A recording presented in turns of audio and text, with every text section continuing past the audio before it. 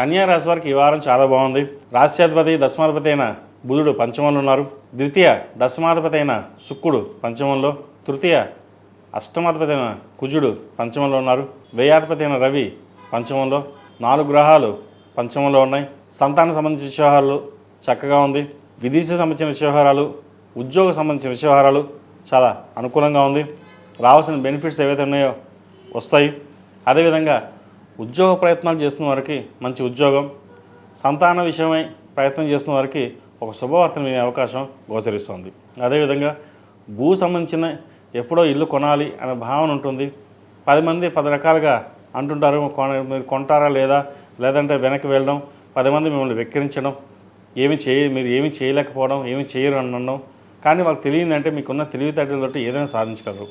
కానీ ఒక్కొక్కసారి తర్వాత చేద్దాం, తర్వాత చూద్దాం అనే భావంతో వెళ్ళిపోతుంటారు. మీకున్న తెలివితేటలతోటి కెరియర్లోనూ పేరు ప్రఖ్యాతలు ఉంటాయి. ఎక్కడికి వెళ్ళినా సరే మంచి అవగాహనతో ముందుకు వెళ్ళడం ఉంటుంది. అయితే లాభస్థానం అంత బాగోలేదు కాబట్టి వచ్చిన ధనానికి ఖర్చు అధికంగా ఉంటుంది. ₹1కి ₹3 ఖర్చు చేస్తారు. అవసరమైనది తప్ప ఖర్చుని సేవింగ్స్ రూపాయలు పెట్టుకోవడం అనేది చెప్పదగిన సూచన. ఈ రాశిలో జన్మించిన విద్యార్థులకు చాలా వరకు బాగుందని చెప్పచ్చు. విద్య మీద దృష్టి సారిస్తారు. ముఖ్యంగా వైద్య వృత్తుల వారికి కాలం అనుకూలంగా ఉంది. విదేశీ వెళ్ళాలనుకున్న వారికి విదేశీ ప్రయత్నాలు ఇప్పటి నుంచి ప్రారంభించడం చెప్పదగినది. ఎప్పటి నుంచో ఉద్యోగం కోసం ప్రయత్నం చేసి విదేశాల్లో ఉన్నవారికి, నూతన ఉద్యోగ ప్రయత్నాలు చేసేవారికి ప్రయత్నాలు ప్రారంభించండి. కాలం అనుకూలంగా ఉంటుంది. వివాహం కాని వారికి వివాహ ప్రయత్నాలు మంచి సంబంధం కుదురుతుంది.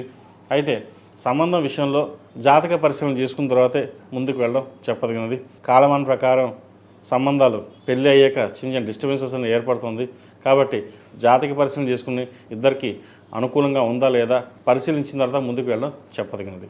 ఈ రాశిలో నిర్మించిన స్త్రీలకు వృత్తి ఉద్యోగాల పరంగా, వ్యాపార పరంగా అనుకున్న స్థాయిని సాధించగలుగుతారు. ముఖ్యంగా ప్రభుత్వ రంగాల్లో ఉన్న వారికి, సాఫ్ట్వేర్ రంగంలో ఉన్న వారికి అనుకూలంగా ఉంటుంది.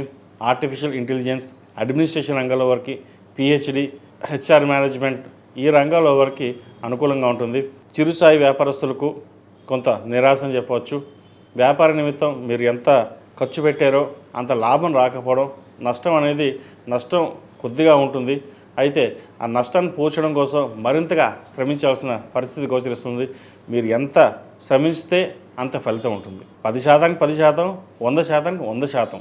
ఏదైనా సరే మన కష్టానికి తగిన ప్రతిఫలం రావాలి అంటే తప్పకుండా దాని తగ్గిన ప్రతిఫలం కష్టించి చేయాల్సిందే. లేకపోతే తర్వాత చూద్దాం, రేపు చూద్దాం అనుకుంటే మనకి నష్టపోయే అవకాశం మీకు మీరుగానే ఉంటుంది. ఎవరో చెప్పిన మాటలు వినకుండా మీకు మీరుగానే వెళ్ళాలి. ఆర్భాటాలకి దూరంగా ఉండాలి. ఖర్చులు అదుపులో ఉండాలి. కాస్మెటిక్స్కి ఎక్కువగా ఖర్చు పెట్టడం, విలాసాలకి ఎక్కువగా ఖర్చు చేయడం, ఇటువంటి వాటికి ఖర్చుల విషయంలో దూరంగా ఉండాలి. సాధ్యమైనంత వరకు సామాన్యంగా ఉండడానికి ప్రయత్నం చేయడం చెప్పదగిన సూచన. ఈ రాశివారు ప్రతిరోజు ప్రతినిత్యం కాలభైరవ అష్టకం పఠించడం, అదేవిధంగా సుబ్రహ్మణ్య స్వామి వారికి 8 మంగళవారాలు అభిషేకం చేయడం చెప్పదగిన సూచన.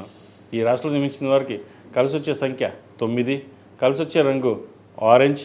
ఏదైనా పని మీద బయటకు వెళ్ళినప్పుడు బుధవారం కానీ శనివారం అడిగిన వెళ్ళండి. మంచి ఫలితాలు సంప్రాప్తిస్తాయి. ఈ పూజేశ్వర్.in పసుపు కుంకుమ నుంచి దేవతా విగ్రహాల దాకా అన్ని రకాల పూజలు, వ్రతాలు, గృహప్రవేశం, హోమాది శుభకార్యాలకు కావాల్సిన పూజా సామాగ్రి అంతా ఒక్కొక్క క్లిక్ తోనే మీ ఇంటి వద్దనే పొందండి. ఈ పూజేశ్వర్.in